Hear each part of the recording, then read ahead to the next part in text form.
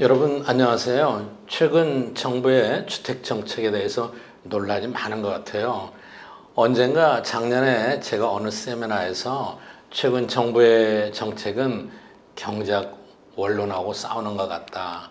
왜냐하면 경제 원론의 입장에서 볼 때는 분명히 이렇게 해가지고는 가격이 안정이 안 되는데 그런 정책을 계속해서 고집하고 있어서 그런 느낌이 든다는 얘기를 했었습니다. 그런데 최근 들어서 갑자기 여러 신문에서 제가 얘기했던 내용을 인용을 하면서 기사를 많이 쓰고 있어요. 가장 최근에 나온 것 중에 하나는 이제 중앙일보에서 나온 건데, 정부가 그동안에 했던 정책이 기대만큼 안 된 이유가 뭐냐, 이런 것들을 이 경제학적인 논리를 이용해 가지고 그대로 분석을 했더라고요. 여러분 이거 신문에 난 건데 이 정도는 이해하셔야죠. 제가 도와드릴게요. 첫 번째 그림을 한번 보시죠. 수요 억제 위주의 부동산 규제로 정부가 기대한 모습, 이 그림이 나왔어요. 이건 뭐냐면은 정부의 정책이 뭐였습니까? 최근에 많이 과세를 늘렸던 거 아니겠어요? 보유세를 늘리겠다, 양도세를 늘리겠다, 이렇게 하면 이제 사람들이 너무 갖고 있는 비용이 많아지니까 부담을 느껴서 이제 그 집을 안 가지려고 할 거다. 그리고 내다 팔 거다. 이렇게 이제 정부가 기대를 했던 거예요. 수요를 억제하는 거죠. 이게 틀린 건 아닙니다. 그런데 지금 현상은 어떻게 나왔느냐? 이 그림에 여러분 보세요.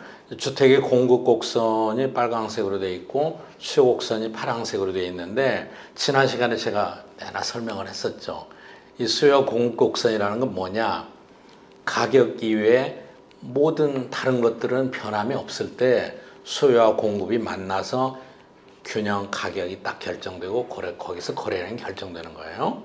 그런데 이제 가격 이외에 다른 변수들이 변한 거예요. 어떻게 변했느냐? 이 정부가 수요를 억제하니까 정부가 생각하기에는 수요가 위축될 거라고 생각했어요. 그래서 이게 왼쪽으로 이동한다고 생각한 거예요. 그러니까 수요 곡선이 파랑 점선으로 왼쪽으로 이동한 거죠. 그럼 왼쪽으로 이동하면은 기존의 공급에 관한 정책은 없었으니까, 공급은 그대로 있었으니까 가격이 어때요? 이 그림에서 보면 떨어졌죠. 규제 후 가격이 떨어지고 거래량도 줄어들 거다. 그러면 이제 부동산 가격이 안정이 될 거다. 이렇게 기대했던 것 같아요. 그런데 정부가 이렇게 하다 보니까 실제 정부가 한 정책은 뭘 기대했느냐? 대출을 억제하고 세금을 강화한 거죠. 그러니까 집을 살 돈을 마련하기가 어렵게 됐고, 집을 샀을 때 보유 비용이 많아지게 된 거죠. 그러니까 사람들이 단기적으로는 주춤했었죠. 그런데 좀 시간이 지나니까 이 수요가 정부가 기대한 만큼 이렇게 이동을 안 했어요. 왜 이동을 안 했느냐? 여기 그 신문에도 자세히 분석을 했어요. 수도권 주택 공급은 줄어드는데 인구는 계속 유입됐다. 이런 현상은 코로나 바이러스 이후에 더욱 가속화됐다. 그래서 올해 수도권의 순유입 인구는 27,500명인데 같은 기간 작년에 12,800명보다 더 2배로 늘어났다. 또 저금리 정책으로 시중에 현금이 많아졌다. 주택 구매 능력 있는 중산층 이상 가구는 교육 여건을 중시한다. 제가 지난번에 말씀드렸잖아요. 그리고 자립형 사립과 특목고 폐지 등으로 강남, 목동 등의 학군을 찾아서 이동하는 수요가 늘어났다. 이렇게 되니까 어떻게 돼요? 수요가 이 점선을 안 내려오는 거죠. 이렇게 됐다는 거예요. 그러니까는 가격 변동이 없는 거예요. 거기다가 어떻게 돼 있느냐? 지금 최근까지도 정부는 공급을 늘리지 않는다는 정책을 고수했어요. 재건축, 재개발도 억제하고 그린벨트도 해제하지 않고 여러 가지 이제 공급을 억제하는 정책을 지속적으로 유지했던 거예요. 그러니까 이렇게 되니까 공급 측면에서는 어떻게 됐느냐? 여러분 이 신문에 나온 그림을 한번 보세요. 부동산 규제 이후에 공급 곡선의 이동. 공급이 이번에 왼쪽으로 간 거예요. 왼쪽으로 갔다는 얘기는 어떤 얘기냐? 지난 시간에 제가 말씀드렸죠. 같은 가격 하에서도 공급량이 더 줄어드는 걸로 의미하죠. 그렇습니다. 그러니까 수요를 억제하려는 정책이 오히려 공급을 억제하는 결과가 나오게 된 거예요. 왜 그렇게 됐느냐? 예를 들자면 양도소득세. 양도소득세를 높이니까 어때요? 팔아야 공급이 되는데 파는 사람한테 세부담이 엄청 늘어나는 거죠. 그러니까 나 안 팔겠다. 그럼 어떻게 하냐? 증여를 많이 해버리는 거예요. 증여 숫자가 굉장히 늘어났다는 거 아닙니까? 거기다가 이제 초과이익 환수제하고 분양가 상한제를 하니까 재건축, 재개발 지역의 공급이 억제됐다. 특히 분양가 상한제를 하면은 어떻게 됩니까? 분양가 상한제를 하면은 이 싼 값에 집을 분양하기 때문에 초과 수요가 생기죠. 그렇죠? 저거 복권처럼 로또처럼 한 번만 청약이 되면 엄청나게 많이 이익을 낼 수 있으니까 그렇게 되는 거죠. 그 다음에 건축하는 기업의 입장에서 볼 때는 분양가 상한제는 어때요? 건축자에게는 많이 돈이 가지 않잖아요. 그래서 더 공급을 하려는 인센티브가 줄어드는 거죠. 이게 이제 가격 상한제인데 이런 여러 가지 이유로 공급이 왼쪽으로 이동한 거예요. 그러니까 여러분 수요는 변함이 없고 공급은 줄어들으니까 규제 이후에 가격이 어떻게 됐어요? 종전보다 가격이 올라간 거죠. 그렇지 않습니까? 이게 이제 정책을 분석해서 보니까 경제 언론에 나온 거하고 똑같이 분석이 돼서 결국은 가격이 올라가게 된 거예요. 그런데 여러분 오늘 경제학 지식을 한 단계 더 앞으로 나가시죠. 여기 보면은요 일간지에도 이런 기사가 이제 나와요. 여러분 여기도 이제 이해하셔야 됩니다. 주택 공급자에게 세금을 부과한 이후에 공급 곡선이 이동이 된 거예요. 그런데 그 세금이 누구한테 가느냐? 여러분 얼른 생각해 보면요. 우리가 기름을 넣을 때 세금을 내는 거예요. 그러면 소비자한테 세금을 받아서 공급자가 내잖아요.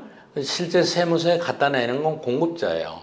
그럼 그 세금을 누가 궁극적으로 부담하느냐? 언뜻 보면은 소비자가 다 부담하는 것 같죠? 그러나 실제로는 공급자도 일부를 부담합니다. 주택도 마찬가지예요.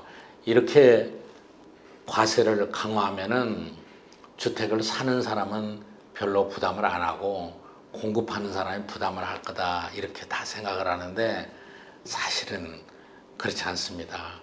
여러분이 그래프를 한번 자세히 보시면요. 세금이 없을 때 기존의 가격이 여러분 여기 파란 거하고 이 붉은 실선이 만나는 기존 균형 가격이었어요. 그런데 여기 그림에 나와 있는 대로 지금 세금을 딱 부과하면은 공급곡선이 왼쪽으로 이동하잖아요. 그 새로운 가격이 지금 제가 A라고 여기다 더 표시를 했어요. A에서 결정이 됐는데 그럼 많이 올라간 거예요. 그런데 지금 A하고 B의 차이가 세금이에요. 그렇죠? B의 차이입니다.